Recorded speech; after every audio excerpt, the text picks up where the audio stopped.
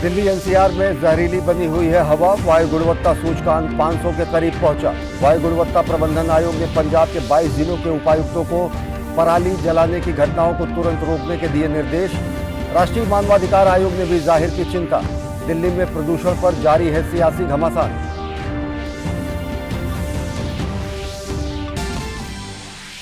दिल्ली में एमसीडी चुनाव का ऐलान। 250 वार्डों के लिए 4 दिसंबर को होगा मतदान। 7 दिसंबर को आएंगे नतीजे। आधी सीटें महिलाओं के लिए आरक्षित। लागू हुई आचार संहिता। राजनीतिक दलों ने किया स्वागत।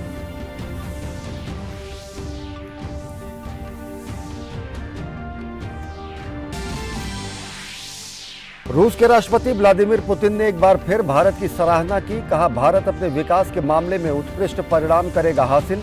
रूसी राष्ट्रपति इससे पहले भी भारत की नीतियों की करते रहे हैं तारीफ।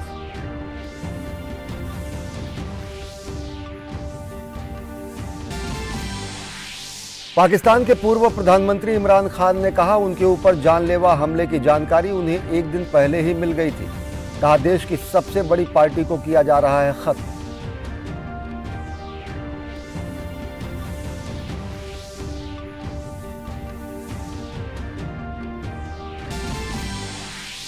भारतीय ग्रैंड मास्टर आर प्रगन्नानंदा ने एशियन चैंपियनशिप का खिताब किया अपने नाम। महिला वर्ग का खिताब भारत की ग्रैंड मास्टर नंदिता पीवी के नाम।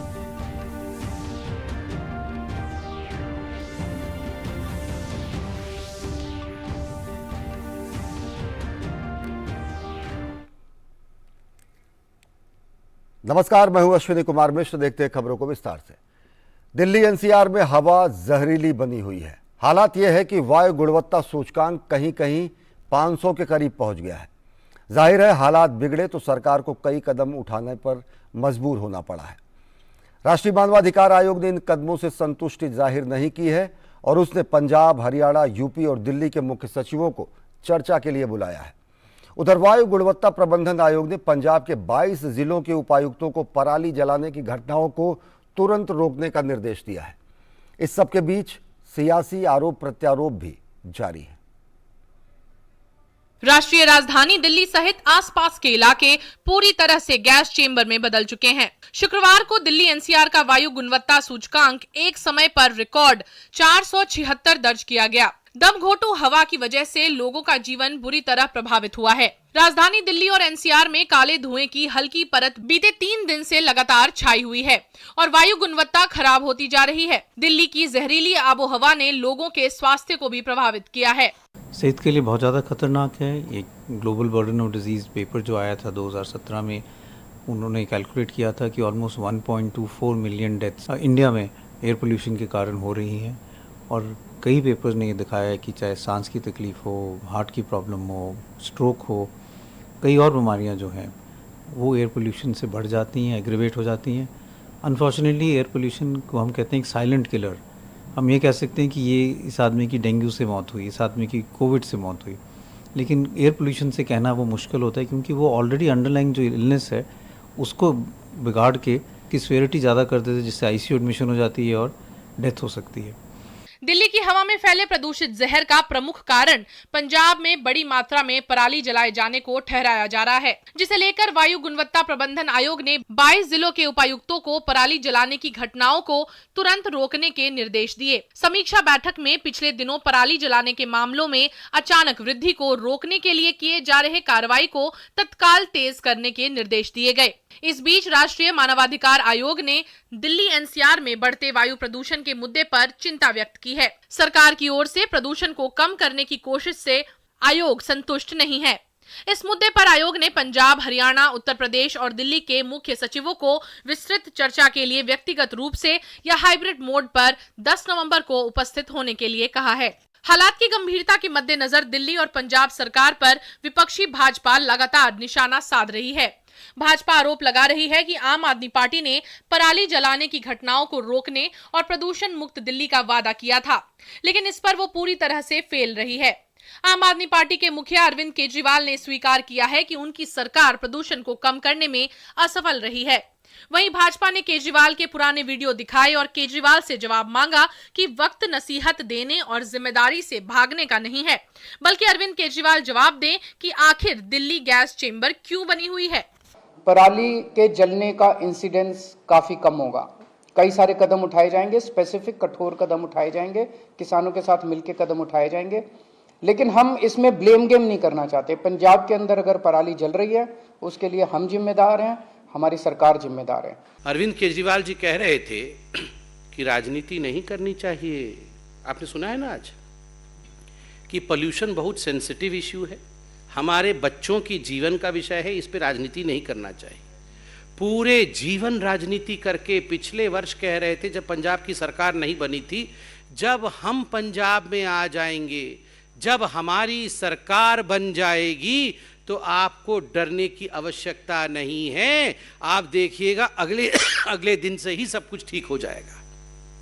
पोल्यूशन के कारण खांसी भी हो रही है, माफ करिएगा। इस बीच दिल्ली में भारतीय कृषि अनुसंधान परिषद के द्वारा 1 दिवसीय संगोष्ठी का आयोजन किया गया। इसमें पराली जलाने के बजाय डिकम्पोजर के द्वारा पराली को गलाने का काम कर रहे हैं।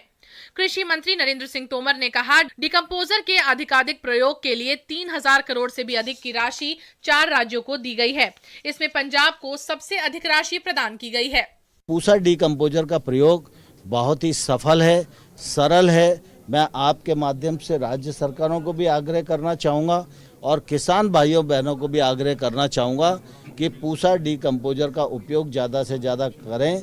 हवा गुणवत्ता की खराब होती स्थिति को देखते हुए दिल्ली में स्कूल बंद रखने का फैसला लिया गया है।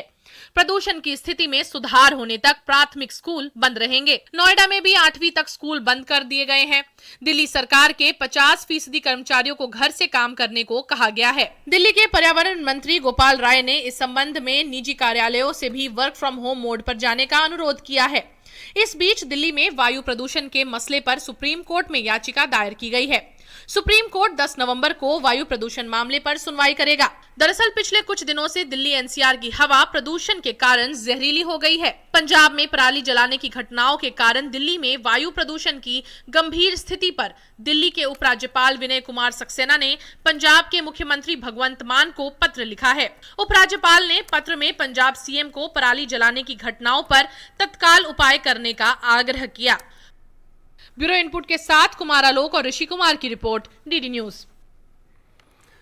और भाजपा प्रवक्ता संबित पात्रा ने निर्माण उद्योगों में दिल्ली के श्रम मंत्रालय द्वारा बड़े पैमाने पर भ्रष्टाचार के आरोप लगाए हैं।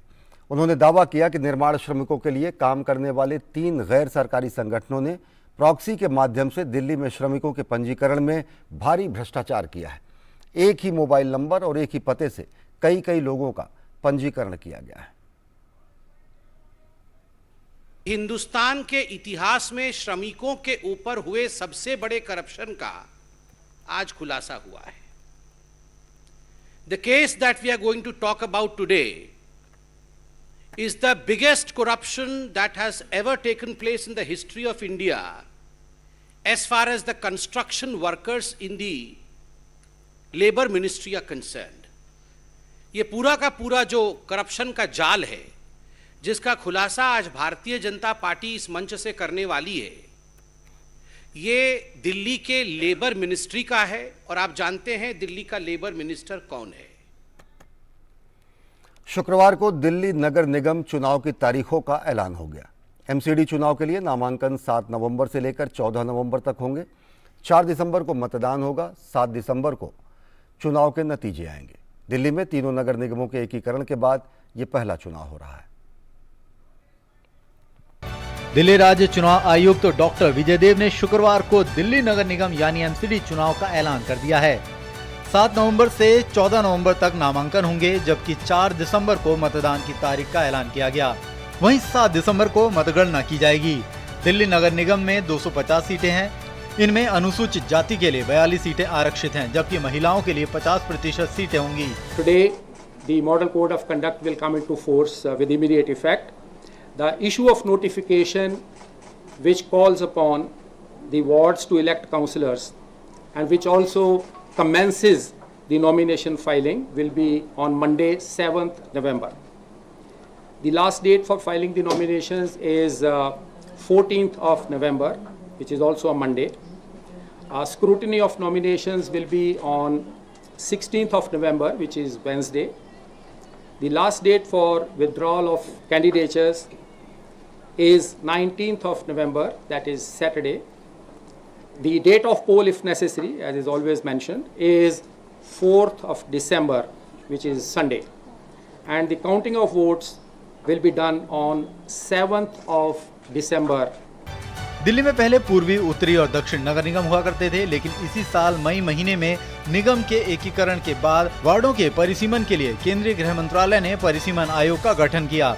दिल्ली नगर निगम के एकीकरण से पहले दिल्ली में 272 वार्ड हुआ करते थे, लेकिन दिल्ली नगर निगम के वार्डों के परिसीमन के बाद अब ये संख्या 250 कर दी गई है। वार्डों की घोषणा के बाद अब चुनाव की भी तारीख के ऐलान से राजनीतिक दल काफी उत्साहित है। निगम चुनाव उसका बहुत स्वागत करता हूं और दिल्ली की जनता का प्यार, आशीर्वाद, समर्थन भारतीय जनता पार्टी को मिलेगा, ऐसा मेरा पूर्ण विश्वास है, क्योंकि भारतीय जनता पार्टी के कार्यकर्ताओं ने पिछले 5 वर्षों में और कोरोना काल में विशेष रूप से सेवा के काम किए हैं। सबसे पहले मैं धन्यवाद करूंगा सुप्रीम कोर्ट का, धन्यवाद करूंगा इलेक्शन कमीशन का। इस इलेक्शन का सबसे ज्यादा अगर कोई वेट कर रहा था तो दिल्ली की जनता इस चुनाव का इंतजार कर रही थी। लोकतंत्र में चुनाव घोषित होते हैं तो स्वाभाविक है हम उसका स्वागत करते हैं। दिल्ली की जनता की अदालत में ये इलेक्शन होगा, हम वहाँ जाएंगे और दिल्ली के जो मुद्दे हैं उनको सामने रखेंगे। जो उनके अधिकार हैं, जिन पर हम लगातार लड़ाई लड़ रहे थे, वो अधिकार पे भी सवाल पूछेंगे, वोट मांगेंगे। दिल्ली में कुल 1,46,73,847 मतदाता हैं, जिनमें पुरुष मतदाताओं की संख्या 69,86,705 और महिला मतदाताओं की संख्या 66,86,081 है, जबकि अन्य 1,061 हैं। इस बार 1 लाख से ज्यादा कर्मियों की ड्यूटी चुनाव में लगाई गई है। करीब 13,665 पोलिंग स्टेशनों पर 55,000 से ज्यादा ईवीएम के जरिए मतदान होगा। उम्मीदवार के लिए चुनाव में खर्च की सीमा बढ़ाकर 8 लाख रुपए कर दी गई है। दिल्ली नगर निगम के चुनाव के लिए तारीखों की घोषणा कर दी गई है। आगामी 4 दिसंबर को दिल्ली नगर निगम के 250 वार्डों के लिए मतदान होगा, जबकि 7 दिसंबर को मतगणना। इस बार 1,46,73,847 मतदाता उम्मीदवारों की किस्मत का फैसला करेंगे। कैमरामैन सुमित नौडियाल और सौरभ बख्शी के साथ गिरीश निशाना, डीडी न्यूज, दिल्ली। हिमाचल प्रदेश और गुजरात में चुनावी तापमान हर दिन बढ़ रहा है। हिमाचल प्रदेश में बीजेपी अध्यक्ष जेपी नड्डा और उत्तर प्रदेश के मुख्यमंत्री योगी आदित्यनाथ ने धुआंधार रैलियां की, तो वहीं कांग्रेस में प्रचार की कमान प्रियंका वाड्रा ने संभाला है। मुकाबले को त्रिकोणीय बनाने की कोशिश में आम आदमी पार्टी रोड शो और घर घर प्रचार के जरिए वोट मांग रही है। गुजरात और हिमाचल प्रदेश में चुनावी पारा तेजी से चढ़ रहा है। हिमाचल में तो चुनावी प्रचार चरम पर पहुंचता दिख रहा है, तो गुजरात में भी चुनाव के ऐलान के बाद सियासी गतिविधियां तेज हो गई हैं। बात हिमाचल प्रदेश की करें तो विधानसभा चुनाव में मतदान का दिन जैसे जैसे नजदीक आ रहा है, तमाम राजनीतिक दल अपने चुनावी प्रचार को धार देने में जुट गए हैं। भारतीय जनता पार्टी के राष्ट्रीय अध्यक्ष जेपी नड्डा ने पार्टी की चुनावी कमान अपने हाथों में थामी है, तो यूपी के मुख्यमंत्री योगी आदित्यनाथ भी धुआंधार रैलियां कर रहे हैं। नड्डा ने धर्मपुर में तो योगी ने कांगड़ा में रैलियां की। दोनों ने कांग्रेस पर जमकर हमला किया। मोबाइल बनाने वाला सेकंड मैन्युफैक्चरर हो गया इंडिया, स्टील बनाने वाला दूसरा देश हो गया, दूसरे नंबर का देश हो गया भारत। सौर ऊर्जा में हम 5वें नंबर पर पहुंच गए, और जिस ब्रिटानिया ने हमारे ऊपर राज किया, उसको पछाड़ करके हम दुनिया की 5वीं बड़ी अर्थव्यवस्था बन गए। जो आपकी आस्था को सम्मान न दे सकता हो, जो विकसित भारत के सपने में सहभागी न बन सकता हो, जो सुरक्षा की गारंटी न दे सकता हो,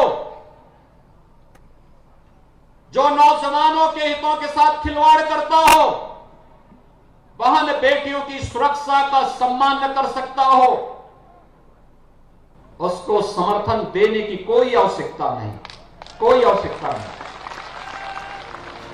केंद्रीय मंत्री नितिन गडकरी ने भी बिलासपुर जिले के झंडूथा विधानसभा क्षेत्र के तहत बरठी और कांगड़ा विधानसभा क्षेत्र के अंतर्गत मटौर में जनसभा को संबोधित किया। वहीं केंद्रीय मंत्री अनुराग सिंह ठाकुर ने प्रेस कॉन्फ्रेंस की और फिर से बीजेपी सरकार बनने का दावा किया।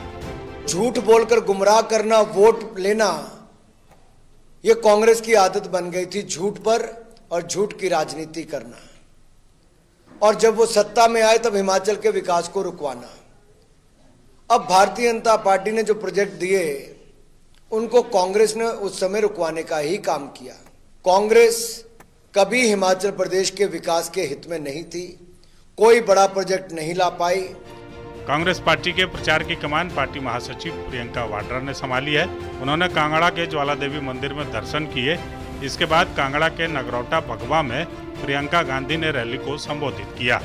उन्होंने कहा कि देश और राज्य के विकास के लिए जरूरी है कि मतदाता अपने अधिकारों और मतदान के प्रति जागरूक हों।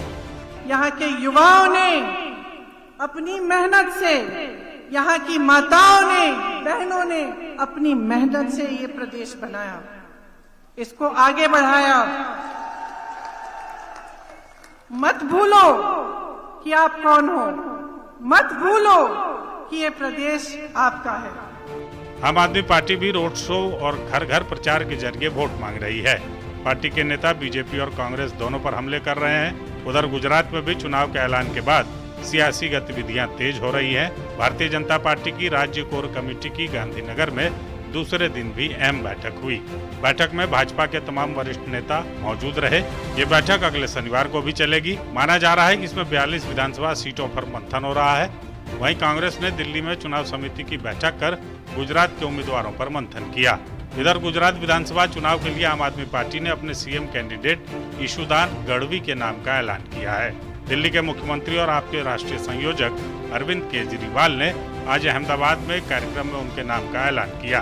पार्टी का दावा है कि इसके लिए आम आदमी पार्टी ने 16,000 से अधिक लोगों की राय ली, जिसमें 73% लोगों ने गढ़वी का नाम सुझाया। 10 जनवरी 1982 को गुजरात के पिपलिया में जन्मे ईशुदान गढ़वी पेशे से एक पत्रकार भी है। गंदगी अगर साफ करनी है तो आपको कीचड़ में उतरना पड़ेगा, चाहे आपको जो भी लोग गालियां दे, मुझे भी देते हैं। मैं आपको आश्वासन देता हूं कि 75 साल में अगर गुजरात में कुछ नहीं हुआ है, अगर ये 5 साल में अरविंद जी की अगुवाई में जो कर ना दिखाऊं तो मैं राजनीति छोड़ दूंगा, आपको मैं ये गारंटी देता हूं। दोनों राज्यों में चुनाव बेहद रोमांचक होता जा रहा है। राजनीतिक दलों के महारथी एक के बाद एक मैदान में उतरकर एक दूसरे को चुनौती दे रहे हैं। Bureau report, DD news. और पंजाब के अमृतसर में शुक्रवार दोपहर शिवसेना नेता सुधीर सूरी की सुरक्षा कर्मियों की मौजूदगी के बीच सरेआम हत्या कर दी गई। दरअसल गोपाल मंदिर के बाहर कुछ लोगों ने देवी देवताओं की खंडित मूर्तियां फेंकी थीं। जब सूरी को पता चला तो वो मंदिर के बाहर मूर्तियों की बेअदबी के मामले पर मामला दर्ज करने के लिए धरने पर बैठ गए। उनके सुरक्षाकर्मी और समर्थक भी उनके साथ थे। इसी दौरान अचानक उन पर फायरिंग की गई। गोलियां सूरी की छाती में लगी। उनके सुरक्षाकर्मियों ने भी हवाई फायरिंग की और मौके पर अफरा तफरी मच गई। घायल अवस्था में उन्हें प्राइवेट अस्पताल में दाखिल कराया गया, जहां उनकी मौत हो गई।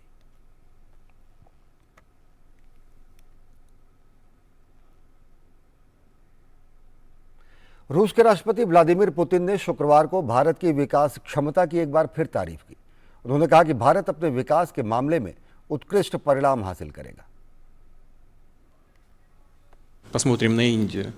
आंतरिक विकास के लिए आइए भारत के लोगों के अभियान और प्रतिभा को देखते हैं। भारत निश्चित रूप से उत्कृष्ट परिणाम हासिल करेगा, इसमें कोई संदेह नहीं है।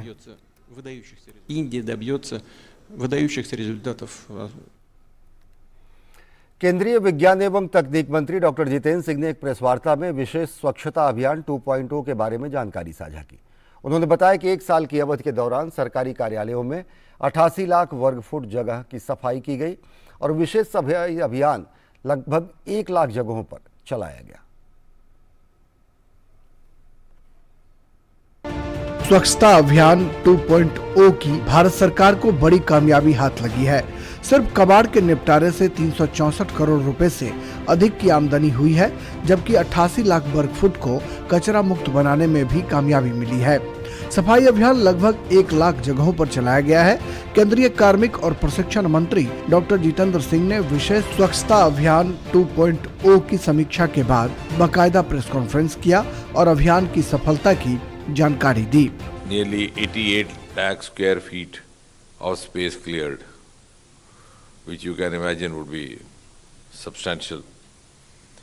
And nearly 10,000 locations were involved in this campaign, which is, I think, a record in itself. Sorry, 1 lakh. Yeah. Nearly 1 lakh locations. Of course, the figure is 99,000 something, which is almost 10 lakh. And as many as 300 best practices. 2 से 31 अक्टूबर तक चले विशेष स्वच्छता अभियान के दौरान बड़े पैमाने पर लोक शिकायतों का निपटारा किया गया। 8,734 सांसदों के मामलों के जवाब दिए गए और 883 नियमों को सुगम बनाया गया। वहीं 54.50 लाख फाइलों की समीक्षा भी की गई। इस दौरान रेलवे, जहाजरानी, संचार समेत अनेक मंत्रालयों ने अभियान चलाकर स्वच्छता अभियान में पैनापन लाने की कोशिश की। विशेष स्वच्छता अभियान का मकसद सिर्फ सफाई करना नहीं था, बल्कि संचिकाओं का निष्पादन भी था जो वर्षों से लटके पड़े थे। जनहित के मुद्दों को आम जनता से कनेक्ट कर सरकार ने इस स्वच्छता अभियान के दौरान उन लटके पड़े कामों को निपटाने की भी कोशिश की जो आम जनता से सीधे तौर पर ताल्लुक रखते हैं। कैमरामैन मोहित और एसपी दुबे के साथ राजेश राज, डीडी न्यूज, दिल्ली। और चुनाव आयोग द्वारा नई दिल्ली में सुगम्य चुनाव के लिए दिव्यांग आइकॉन के माध्यम से राष्ट्रीय सम्मेलन का आयोजन किया गया। कार्यक्रम में मुख्य चुनाव आयुक्त राजीव कुमार, निर्वाचन आयुक्त अनूप चंद्र पांडे भी शामिल हुए। दिव्यांग आइकॉन के राष्ट्रीय सम्मेलन में मेघालय, दिल्ली और अनेक राज्यों के दिव्यांग कलाकारों ने अपनी कला का प्रदर्शन किया और अपनी कला के जरिए अधिकाधिक मतदान की अपील की। इस मौके पर निर्वाचन आयोग ने PWD ऐप 2.0 भी लॉन्च किया। PWD ऐप के जरिए दिव्यांगजन आसानी से आयोग द्वारा चुनाव में दिव्यांग संबंधी सुविधाओं की जानकारी ले सकेंगे।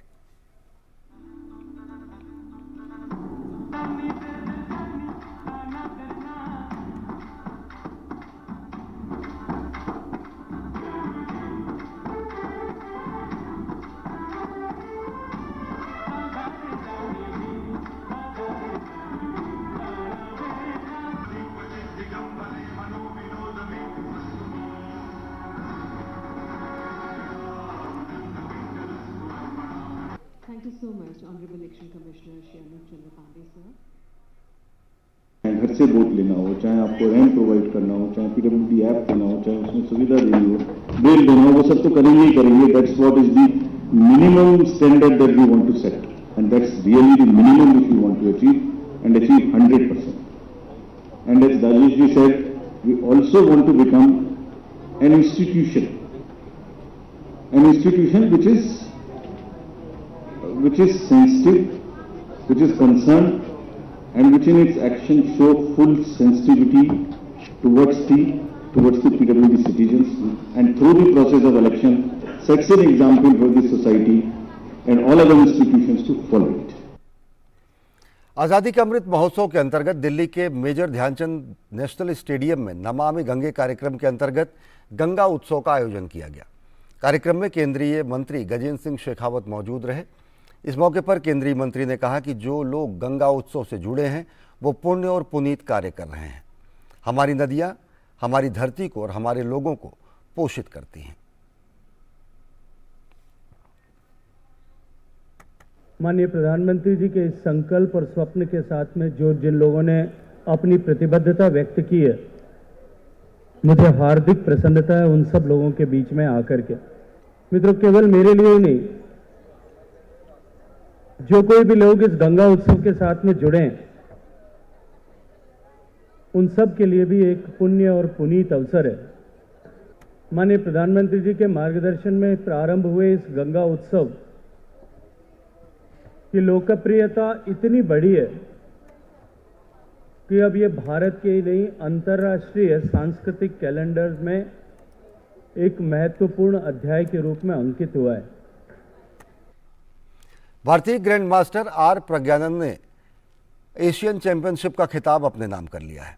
वहीं महिला वर्ग का खिताब भी भारत की ही ग्रैंड मास्टर नंदिता पीवी के नाम रहा। प्रज्ञानंद ने अंतिम राउंड की शुरुआत में अन्य प्रतिभागियों पर आधे अंक की बढ़त के साथ शुरुआत की। उन्होंने 9वें राउंड में हमवतन बी अधिबन के साथ 63 चाल में ड्रॉ खेला। इस तरह में 7 अंक के साथ विनर रहे। वहीं महिला वर्ग में नंदिता ने अंतिम दौर के मैच में दिव्या देशमुख के साथ ड्रॉ खेला और 7.5 अंक के साथ खिताब पर कब्जा किया। और पाकिस्तान में पूर्व प्रधानमंत्री इमरान खान पर हुए हमले के बाद पूरे देश में पार्टी कार्यकर्ताओं की ओर से विरोध प्रदर्शन हो रहा है। कई जगहों पर हिंसा और तोड़फोड़ की भी घटनाएं हुई हैं। इस बीच इमरान खान ने कहा है कि उन्हें एक दिन पहले ही अपने ऊपर हमले की योजना का पता चल गया था।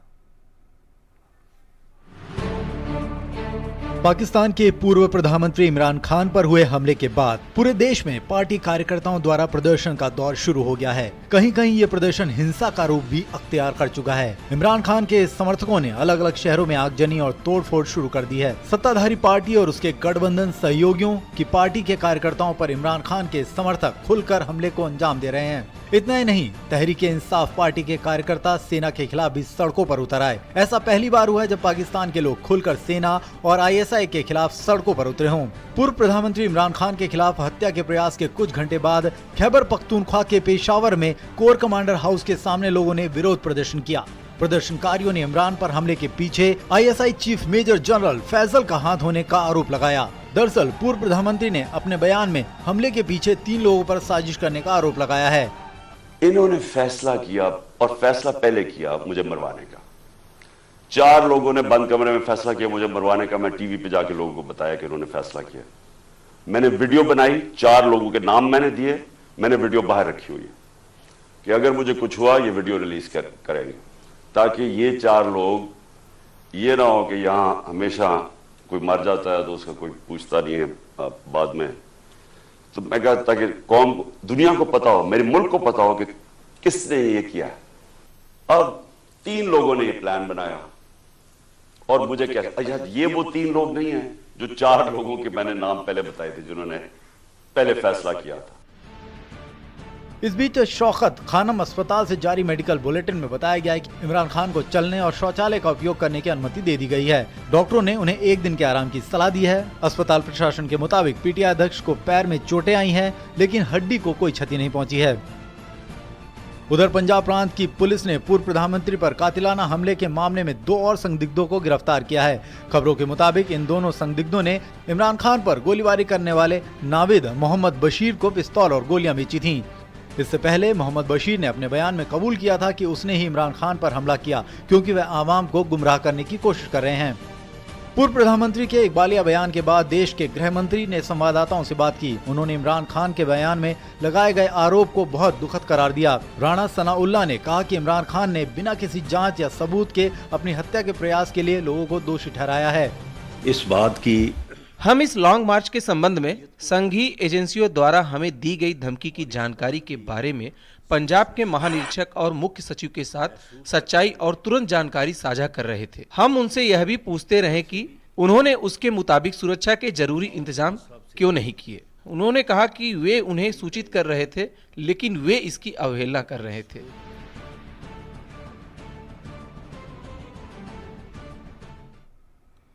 तो पाकिस्तान में हो रहे हैं हिंसक प्रदर्शन। बुलेटिन में फिलहाल इतना ही। देश और दुनिया की ताज़ा तरीन खबरों के लिए देखते रहिए DD न्यूज़। नमस्कार।